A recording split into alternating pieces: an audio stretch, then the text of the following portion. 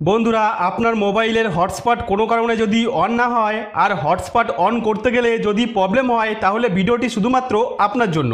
বন্ধুরা, এখানে আমি আমার মোবাইলের ওপর থেকে এইভাবে স্লাইস করে টেনে এখান থেকে হটস্পট লোগোর ওপর যখন ক্লিক করছি, তখন দেখতে পাচ্ছি এখানে আমার হটস্পটটি অন হচ্ছে না।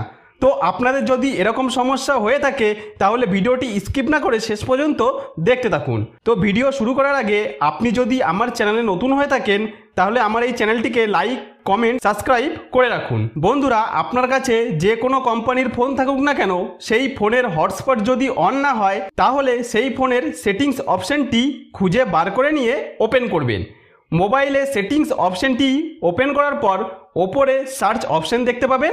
এই সার্চ অপশনের ওপর ক্লিক করে এখানে DATA ডাটা লিখে সার্চ করলে আপনার মোবাইলের স্ক্রিনে ডাটা সেভার নামে একটি অপশন দেখতে পাবেন। বন্ধুরা, কোনো ফোনে এখানে ডাটা সেভিংস নামে অপশনটি থাকতে পারে। এর ওপর ক্লিক করবেন। ক্লিক করলে এরকম আসলে আবার এই ডাটা সেভার অপশনের ওপর ক্লিক করলে দেখতে পাবো এখানে আমার ডাটা সেভার অপশনটি অন অবস্থায় আছে। তো বন্ধুরা, আপনার মোবাইলের যদি এই ডাটা সেভার অপশনটি অন অবস্থায় থাকে, তাহলে আপনি যত চেষ্টাই করুন না কেন, আপনার মোবাইলের হটস্পট আপনি কখনোই অন করতে পারবেন না। তাই সবার প্রথমে এই ডাটা সেভার অপশনটি অন থাকলে এইভাবে অফ করে দেবেন।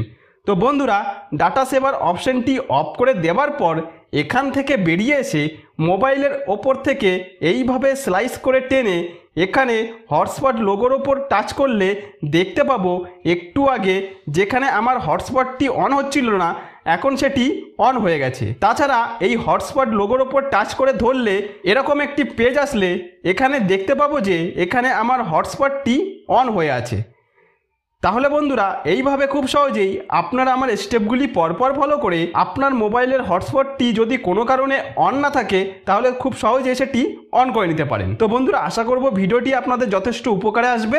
যদি কোনো উপকারে এসে থাকে, তাহলে ভিডিওটিতে একটি লাইক, কমেন্ট, শেয়ার অবশ্যই করে রাখবেন।